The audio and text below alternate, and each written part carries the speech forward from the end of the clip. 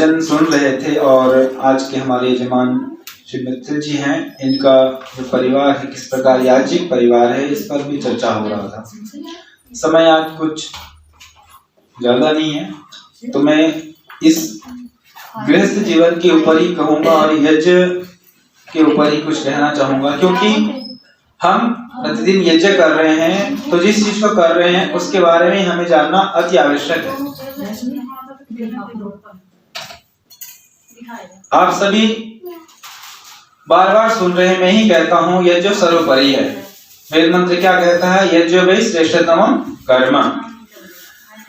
पंडित जी ने कह दिया, विद्वान ने कह दिया, हमने सुन लिया और यह क्यों है यह हम नहीं विचार करते हैं। या आजकल के लोग तो विचार नहीं करते, लेकिन जो आज के जो समय है, युवा पीढ़ी का जो समय है, आजकल के जो छोटे बच्चे हैं, आजकल की जो शिक्षा पद्धति है वो भी बदल गई है। जो साइंस वाले ज्यादातर जो बच्चे होंगे उनको ये समझ में आता होगा कि यज्ञ हम क्यों करें। वो तो मम्मी पापा से सीधा सवाल करेंगे कि ये क्या करते हैं आप, ये तो लक्कड़ फूंक तमाशा है, बस अग्नि में लकड़ियां जलाते हो, घी बर्बाद करते हो, हलवा जला दिए, प्रसाद जला दिए और सामग्री जला दिए, ये कार्बन डाइऑक्साइड कर रहे हो, इत्यादि बातें जरूर करेंगे। यहाँ पे टीचर कौन कौन है? अध्यापक एक और भी लोग हैं। अच्छा, बैठे हैं सभी। मतलब इस प्रकार से आप देखेंगे कि बच्चों को किस प्रकार से गाइड किया जाता है।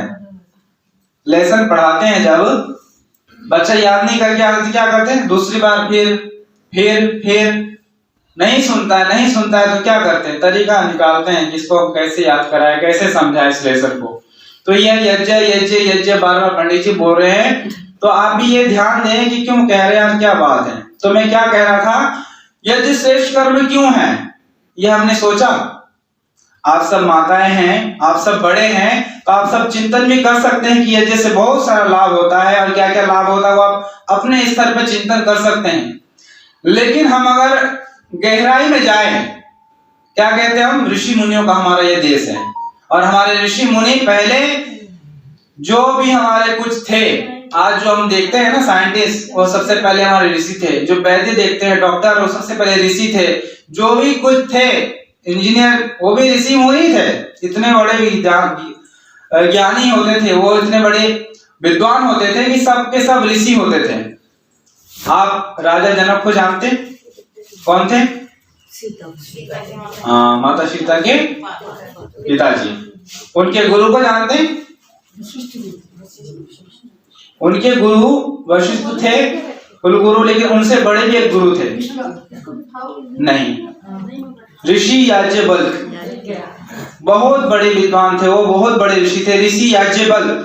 और ये ज्यादा से ज्यादा यज्ञ पे इनका ध्यान था। इन्होंने वेदों से निकालकर ब्राह्मण ग्रंथ लिखा। आपने ब्राह्मण सुना होगा, ब्राह्मण ग्रंथ। चारों वेदों में से अलग अलग ब्राह्मण ग्रंथ अलग अलग ऋषियों ने लिखा है। तो शतपथ ब्राह्मण नाम का एक ब्राह्मण ग्रंथ लिखा है याज्ञवल्क्य ऋषि ने, और ये राजा जनक के गुरु थे। और याज्ञवल्क्य जी ने, शतपथ ब्राह्मण ने ज्यादा से ज्यादा यज्ञ के विषयों में चिंतन करते हुए यज्ञ की विस्तार को बढ़ाया है। हालांकि आप उसको अगर पढ़ेंगे, बहुत लैंग्वेज उसकी बहुत कठोर है, हार्ड है, लेकिन ज्यादा से ज्यादा आपको अगर यज्ञ के बारे में समझना है, जानना है, तो शतपथ ब्राह्मण को पढ़ने की हमें जरूरत है। ये देखिए यहाँ पे लिखा हुआ है, स्वर्ग कामो यजिर। ये यजुर्वेद का मंत्र है, यजुर्वेद से लिया गया है, लेकिन शतपथ ब्राह्मण ने सूक्ति डाली है और लोग ज्यादा से ज्यादा इसको शतपथ ब्राह्मण का सूक्त है ये समझ के जानते हैं, याद करते हैं। तो मैं क्या कह रहा था, राजा जनक के गुरु याज्ञवल्क्य थे और वो बहुत ज्यादा से ज्यादा यज्ञ पर ध्यान देते थे। इसको मैं अंत में इसके विषय में चर्चा करूंगा। मैं पहले ये बताता हूं कि आजकल के बच्चे जो सवाल करते हैं कि मम्मा ये क्या करते हो, पापा आप जाते हो, लक्कड़ फूंक तमाशा करते हो, क्यों करते हो, कार्बन डाइऑक्साइड पैदा होता है, इससे तो हानि होती है। तो उनको जवाब आप क्या देंगे? अब क्या करेंगे, माताओं को जवाब नहीं पता होगा तो चुप ही रहेंगे। तो उनको जवाब ये देना है कि जो भी हम घी लिक्विड है हमारे लिए, अभी तो हम अग्नि में अर्पित करते हैं। हमारे यज्ञ का सबसे महान जो चीज है क्या है? अग्नि। अग्नि में हम जो भी अर्पित करते हैं वह गैस बन जाता है। लिक्विड जो था लिक्विड फॉर्म में था वो गैस में चला गया, जो भी सामग्री इत्यादि प्रसाद जो भी हम डाले वह वायु में चला गया, गैस बनके कन्वर्ट होके हजारों गुना में बढ़ गया है। तो ये आपने बच्चों को बताइए, समझाइए अगर कोई इस प्रकार का सवाल करता है तो। इससे भी अगर बात नहीं बनती है, लोग उदाहरण देते हैं मिर्चा का, है ना, घर में भोजन बनता है रसोई में, मम्मा आज क्या बनाइए, आज तो पूड़ी बन रहा है, यहीं से पता लग गया, रसोई में गया नहीं, घर में बैठे बैठे आज तो हलवा बन रहा है, गाजर का हलवा बन रहा है ना, ये कैसे पता चला, बना तो मम्मी रही है ना, सुगंध से। तो ये खुशबू है उसको पता लग गया। इससे ही बड़ा एग्जाम्पल आप सुनिए तो बम कैसे फटता है, उसमें चिंगारी लगानी पड़ती है ना, तो काम कौन कर रहा है, अग्नि। अगर अभी हमारे प्रधान जी नहीं आए हैं, हमारे प्रधान जी को यहाँ कोई पुलिस वाला फोन करके कह दे कि आपके आर्य समाज मंदिर गोविंदगढ़ में बम रखा हुआ है, अभी यहाँ नहीं है मैं बता रहा हूँ, तो बम रखा हुआ है, तो पंडित जी क्या बोल रहे हैं, प्रवचन कर रहे हैं, छोड़ो अपनी जान बचाओ, भागो यहाँ से, भागेंगे कि नहीं। तो वह बम देखिए कितना बड़ा होता है, आधा किलो 1 किलो 1.5 किलो जितना ही बड़ा होता है, मैं समझाने की दृष्टि से बता रहा हूँ। उस बम को भी फटने के लिए आग की आवश्यकता है, और वह आग जब उस पे चिंगारी अंदर जब प्रेषित होती है तो वो बम जब फटता है, बड़े से बड़ी इमारत न जाने कितने कितने जगहों को बर्बाद कर देता है। तो काम किसने किया, आग ने। तो यह आग है वह कार्बन डाइऑक्साइड नहीं फैलाती है, वह हम जो शुद्ध चीज इसमें डालते हैं, शुद्ध घी डालते हैं, शुद्ध सामग्री डालते हैं और भी अन्य इत्यादि जो भी जड़ी बूटी डालते हैं, वह जो ठोस पदार्थ है, लिक्विड पदार्थ है, वह गैस बन करके ज्यादा से ज्यादा हजारों में फैलकर सब तरफ जाता है। इससे भी ज्यादा समझाने के लिए दृष्टांत है, एक आचार्य जी की कथा है, उसको मैं आप सबके सामने रखता हूं। कहते हैं कि एक व्यक्ति आचार्य जी के पास आया और उनसे कहने लगा कि आचार्य जी ये आप क्या करते रहते हो, सुबह शाम यज्ञ करते हो और दूसरों को भी कराने के लिए कहते हो, यह तो फालतू की बात है। वह पढ़ा लिखा था, तो कहता है कि waste of time, waste of money, waste of energy. क्या 3 बातें क्या कर दी, waste of time, waste of money, waste of energy. तब आचार्य जी ने कहा अच्छा आप क्या पढ़े लिखे हैं, तो बोलता है मेरी बातों में मत जाइए, मेरा सवाल का जवाब दीजिए, आप कैसी बातें कर रहे उल्टी सीधी, नहीं नहीं आप जिस स्तर से बोल रहे हैं उसी स्तर से आपको जवाब दूंगा। तो कहते हैं एमएससी, तो साइंस का विद्यार्थी निकला हो, जो व्यक्ति था साइंस का था, और अच्छा ठीक है आपने साइंस तो पढ़ लिया, विज्ञान तो पढ़ लिया, लेकिन आपने पदार्थ विज्ञान नहीं पढ़ा कि पदार्थों का क्या बात होता है, जो मैंने पहले बता दिया कि लिक्विड फॉर्म कन्वेक्ट होकर अग्नि में जब जलती है तो ज्यादा के मात्रा में फैल जाती है, जो भी ठोस पदार्थ, जो भी हम प्रसाद हलवा जो भी डालते हैं इसमें, वह भी जल करके राख होकर के ज्यादा से ज्यादा वायु में फैल जाती है। तब उनको और भी ज्यादा से ज्यादा गहराई में ले जाने के लिए प्रश्न किए कि आप बताइए कि मनुष्य के जीवन में सबसे महत्वपूर्ण चीज क्या होनी चाहिए जीवन को जिंदा रखने के लिए, अर्थात जीने के लिए। तो उस व्यक्ति का जवाब था रोटी, कपड़ा और मकान। ये जरूरी है, बिल्कुल जरूरी, लेकिन आप चिंतन करें इससे जरूरी क्या हो सकता है।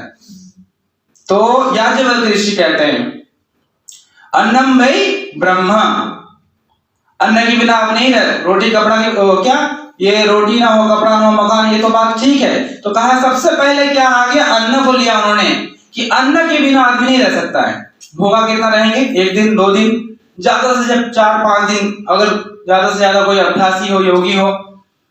तो कहा उससे भी जरूरी बताओ जलम वै ब्रह्म। फिर बोला कि पानी के बिना कितना देर रह सकते हो, 1 घंटा 2 घंटा, ज्यादा से ज्यादा कोई अगर बहुत ज्यादा योगी है 1 दिन निकाल लेगा, लेकिन पानी बहुत जरूरी है। तो कहा उससे भी महत्वपूर्ण जल आ गया। जब कोई हमारे घर आता है तो हम सबसे पहले जल पूछते हैं, जल देते हैं उनको। हम तो किसान देखिए अनाज उगा लेते हैं, अन्न उगा लेते हैं, अनाज हम खरीद लेते हैं, रोटी चावल खरीद लेते हैं, लेकिन जल तो किसका है, परमात्मा का है ना।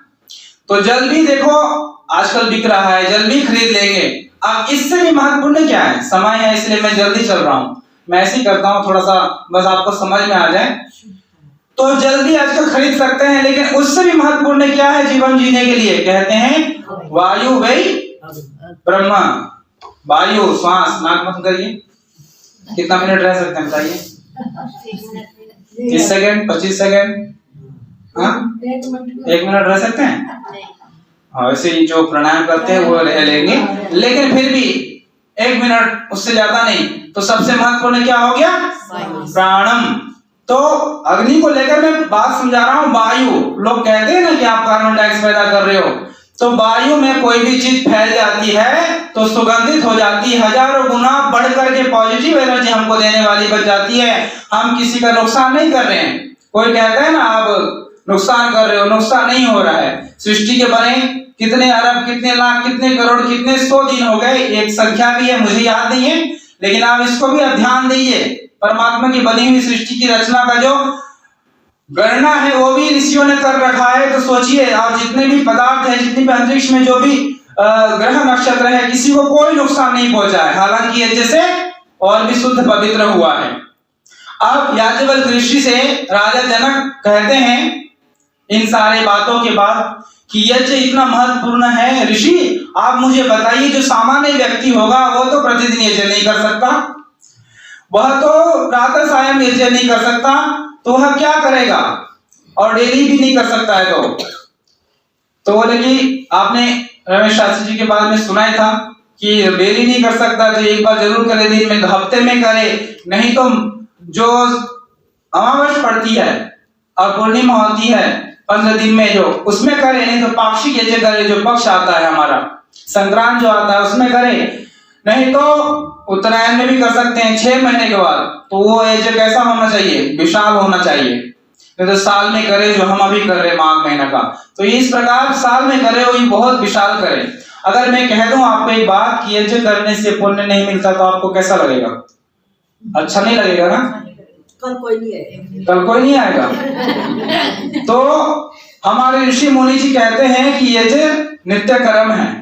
क्या है? नित्य कर्म। तो नित्य कर्म करने से हमें पुण्य होगा। नित्य कर्म आपके में गिनाऊं, आप सुबह उठते हैं, नित्य कर्म है, ब्रश करते हैं, नित्य कर्म है, नहाते हैं, साफ सफाई करते हैं, नित्य कर्म है, अच्छे कपड़े पहनते हैं, नित्य कर्म है, खाते पीते, नित्य कर्म है। तो इससे आपको पुण्य मिल रहा है? नहीं मिल रहा है। तो यज्ञ भी नित्य कर्म है, तो आपको इससे पुण्य नहीं मिलेगा। मिलेगा? तो ऋषि कहते हैं यज्ञ करना चाहिए, यज्ञ श्रेष्ठ कर्म है, और अधिक पुण्य करने के लिए विशाल यज्ञ को करना चाहिए। ये आयोजन है ना, विशाल यज्ञ, इन सब का आयोजन करना चाहिए, हमें पुण्य कर्म करना चाहिए, उत्तम कर्म करना चाहिए। तो बात याज्ञवल्क्य ऋषि फिर कहते हैं, समय थोड़ा जा रहा है, तो अगर ये घी सामग्री हमारे पास ना हो तो हम यज्ञ कैसे करें? तो बोला घी नहीं है तो हम दूध से कर सकते हैं यज्ञ।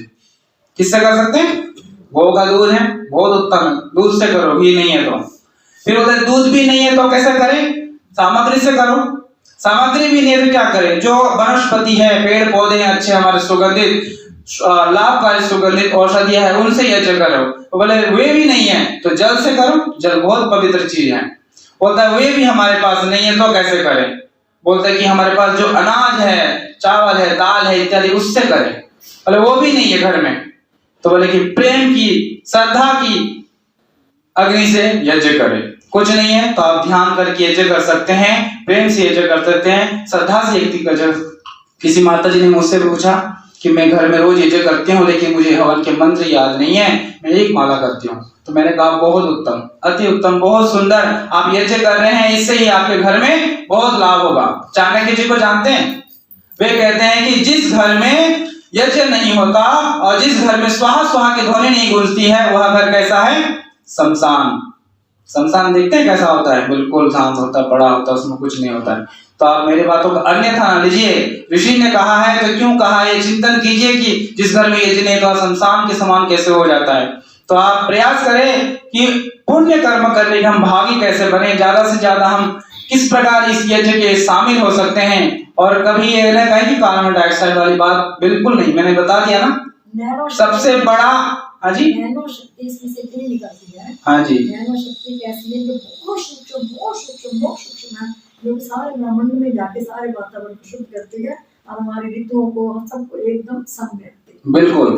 कार्बन डाइऑक्साइड जो होता है ना, उसको नष्ट करने के लिए हमारे ये जैसे एक मोनोऑक्साइड गैस निकलती है। अब इसका ध्यान देंगे, मोनोऑक्साइड नाम की गैस, वो इन कार्बन डाइऑक्साइड को खत्म करती है। तो ये सारे इतने सारे लाभ है हमारे जीवन में, और ये जो करने कितने सारे पदार्थ है उत्तर आपने यही देना है कि अग्नि सबको नष्ट करती है, सबको ग्रहण करती है और सब जगह वायुओं में फैला देती है। तो आज का विषय क्या बना? प्राण। जो वायु है सबसे महत्वपूर्ण है और वायु को हम क्या कर रहे हैं? शुद्ध कर रहे हैं।